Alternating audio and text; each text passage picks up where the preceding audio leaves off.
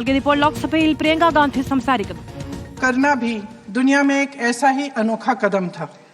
पंचायतों और नगर पालिकाओं में 33% आरक्षण का प्रावधान भी भारतीय राष्ट्रीय कांग्रेस की सरकार ने स्वर्गीय राजीव गांधी जी के नेतृत्व में सदन पटल पर पहली बार पेश किया, मगर उस समय ये प्रावधान पारित नहीं हो पाया.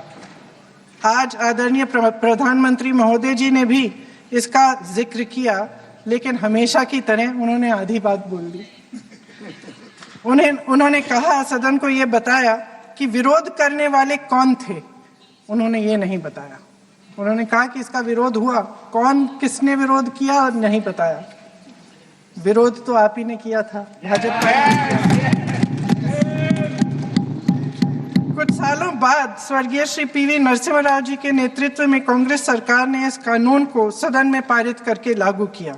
आज अपने भाषण में प्रधानमंत्री जी ने जब पंचायत की आंदोलित महिलाओं का जिक्र किया, तो ये समझ लीजिए कि इस कदम के चलते ही आज 40 लाख पंचायत प्रतिनिधियों में से 15 लाख महिलाएं हमारे लोकतंत्र में भागीदार हैं.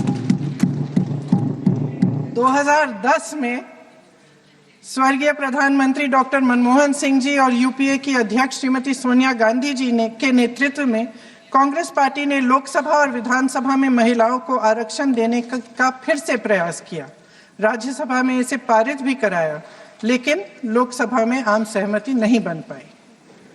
2018 में आदरणीय श्री राहुल गांधी जी ने मोदी जी को एक पत्र लिखा और उस पत्र में उन्होंने कहा कि ये महिला का जो आरक्षण है ये 2019 तक लागू हो जाना चाहिए. मुझे लगता है कि यहाँ आकर प्रधानमंत्री जी राहुल जी का मजाक तो बना लेते हैं, लेकिन घर जाके उनकी बातों पर गौर करते हैं, क्योंकि हम आज उसी बात पर चर्चा कर रहे हैं. वैसे आज प्रधानमंत्री जी की बातों से ये लगा कि भाजपा ही महिला आरक्षण के चैंपियन, प्रस्तावक और सबसे बड़े समर्थक रहे हैं.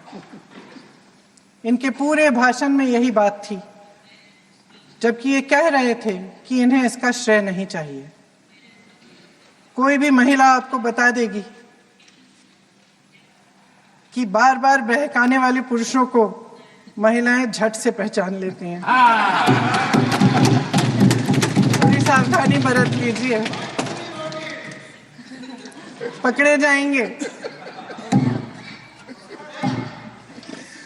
आखिर जब 2023 में राहुल जी के पत्र को पढ़ने के कुछ सालों बाद, हाँ,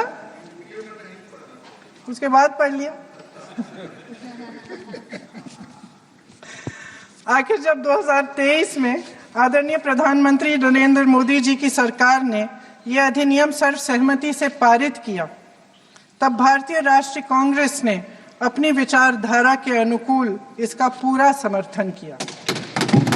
आज भी इसमें कोई शक नहीं होना चाहिए कि भारतीय राष्ट्रीय कांग्रेस महिला आरक्षण के पक्ष में डट कर खड़ी है और खड़ी रहेगी.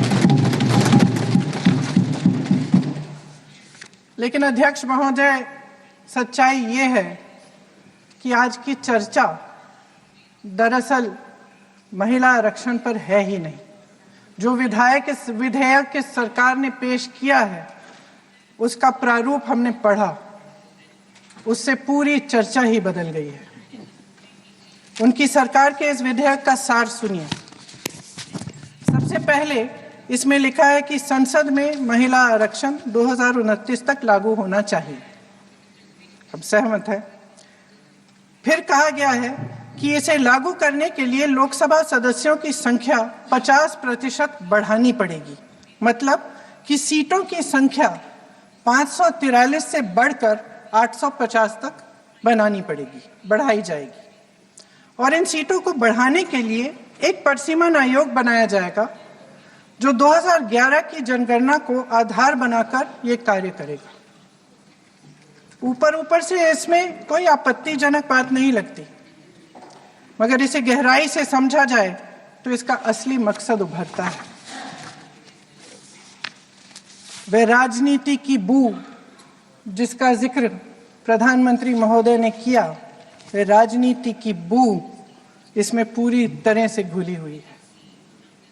दरअसल इसी सरकार ने महिला आरक्षण का जो विधेयक सर्वसहमति से 2023 में पारित कराया था, उसमें दो चीजें थी जो इस विधेयक में नहीं है। उसमें लिखा था कि इसे लागू करने से पहले नई जनगणना और परसीमन कराई जाएगी। अब अचानक क्या हो गया? मन बदल गया। वही सरकार पुराने आंकड़ों के आधार पर क्यों आगे बढ़ना चाह रही है और इतनी जल्दबाजी क्यों? अध्यक्ष महोदय, ये हमारे देश की सच्चाई है कि प्रतिनिधित्व का सवाल जनसंख्या के सवाल से जुड़ा हुआ है।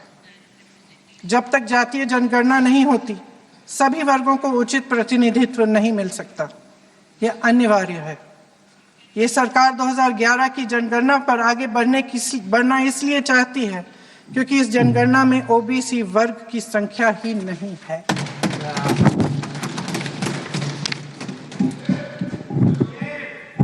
आज प्रधानमंत्री महोदय ने बड़े हल्के में बोल दिया कि इस वर्ग और उस वर्ग के बारे में हम बाद में देख लेंगे। कौन सा इस वर्ग, कौन सा उस वर्ग? ओबीसी वर्ग की बात कर रहे थे कि हम बाद में ही देख लेंगे इसके बारे में। ये हल्के में नहीं लेना चाहिए अध्यक्ष महोदय। एक बहुत बड़ी संख्या है, एक पूरे वर्ग का परिश्रम है, एक पूरे वर्ग का संघर्ष है।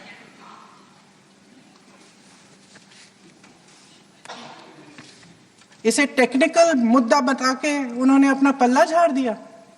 हम इनकी मांग कर रहे हैं, हम इनकी जरूरतों को आगे कर रहे हैं, हम कह रहे हैं कि इनको भी अपना हक मिलना चाहिए, और प्रधानमंत्री जी ने उसको एक टेक्निकल मुद्दा बता दिया।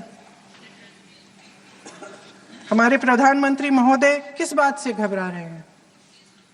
इसी बात से ना कि जब नई जनगणना होगी तो इस ओबीसी वर्ग के असली आंकड़े निकलेंगे और उसमें पता चलेगा कि ये वर्ग कितना मजबूत है, कितना बड़ा है, और उसके हक को कोई नकार नहीं पाएगा। 2011 की जनगणना को परसीमन का आधार बनाकर प्रधानमंत्री जी ओबीसी वर्ग की സ്ത്രീ അവകാശങ്ങളുടെ ചാമ്പ്യനായി ബി ജെ പി അഭിനയിക്കുകയാണ് എന്ന വിമർശനമാണ് പ്രിയങ്ക ഗാന്ധി ലോക്സഭയിൽ ഉന്നയിക്കുന്നത്.